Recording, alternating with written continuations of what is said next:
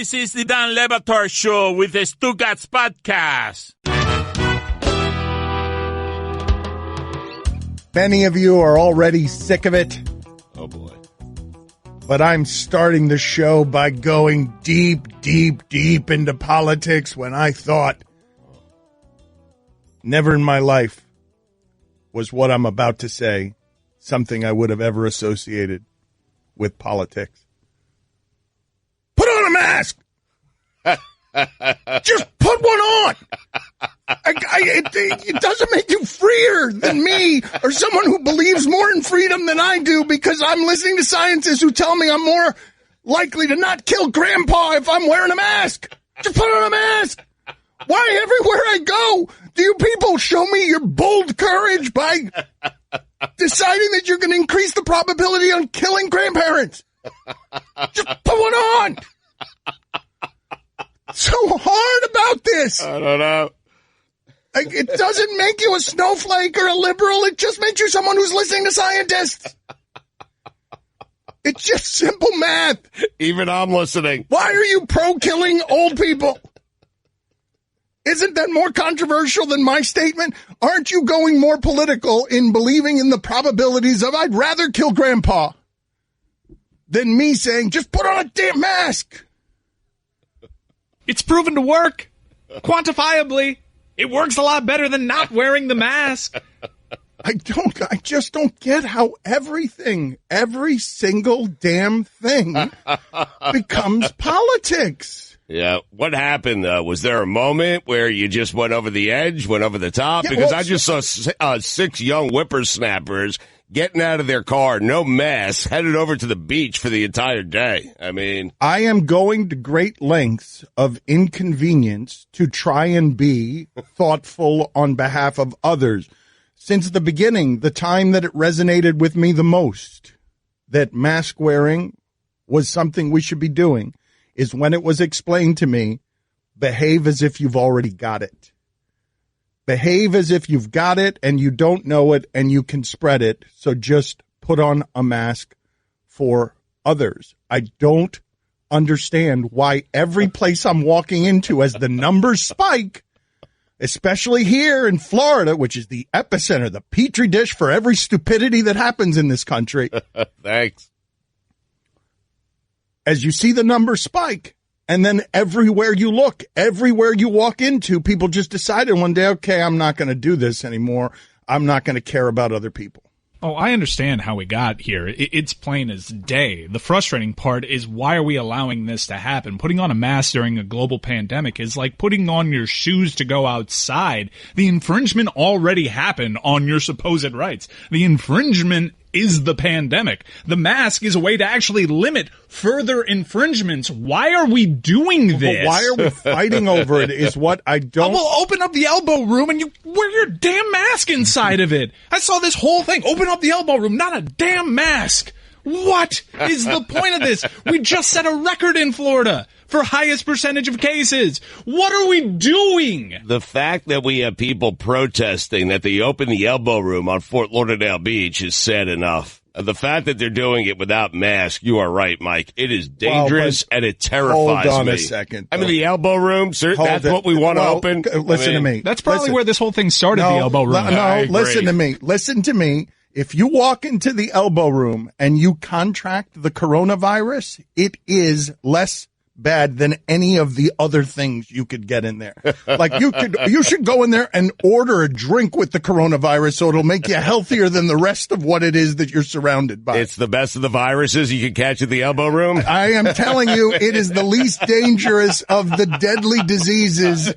And they are manifold. That the elbow room, okay, has been serving spring break debauchery since like Frankie Avalon. We're talking about how old is the elbow room? Is the elbow room 50s? But I agree with everything that you're saying, and that's why I love the elbow room. I too want to get to a point in which we can reopen the elbow room so I can enjoy all the other diseases that I could get there. Great spot, though, right? We all agree. We've all had some of our best nights, our finest nights at the elbow room. I've had some of my worst.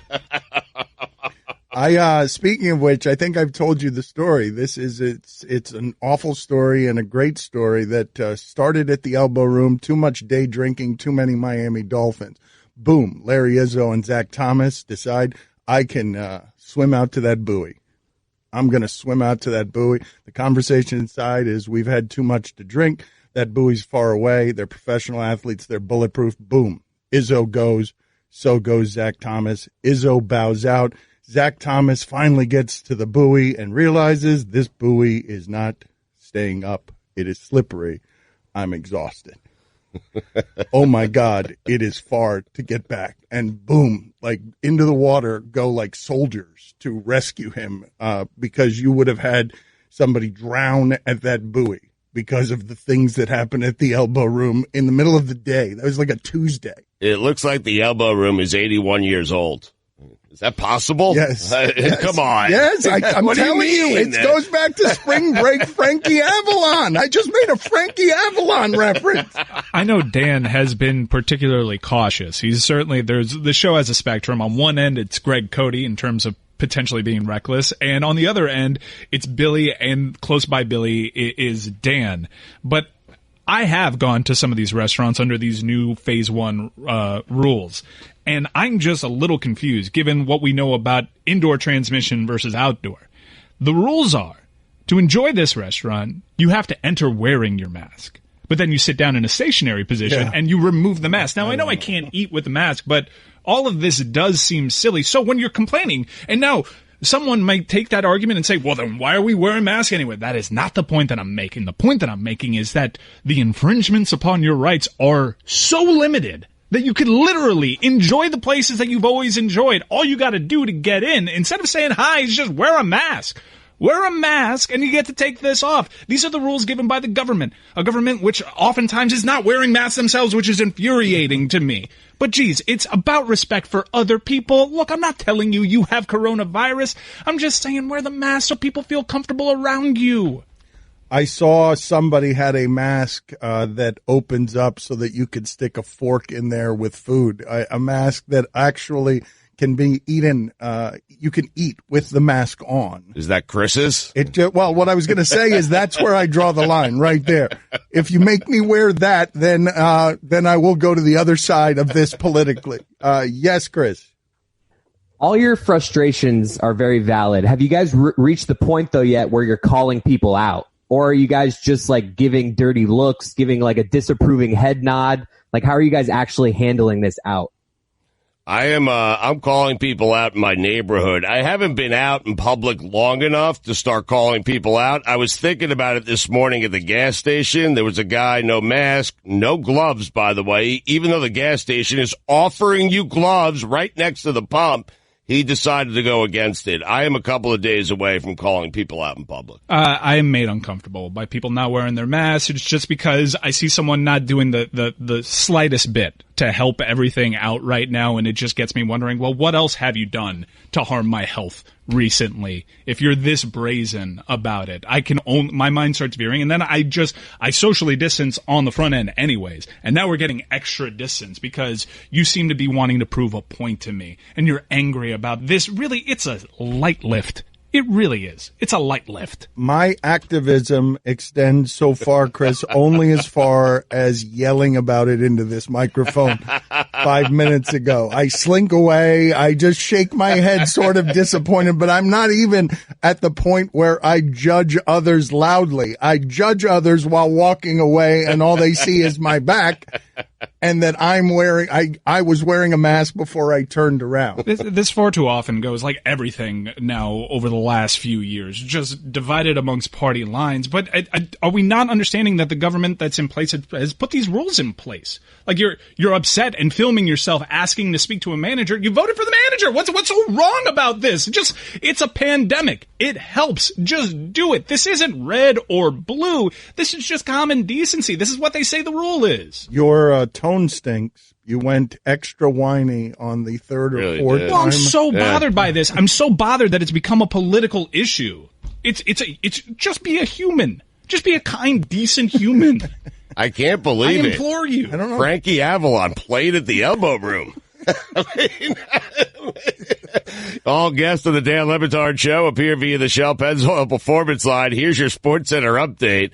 The NBA has announced its protocols for play in the Orlando bubble. If a player is caught off-site without approval, they will be subjected to a mandatory 10 to 14-day self-quarantine period, reduction in compensation for any game missed, and enhanced testing, which includes deep nasal swab testing.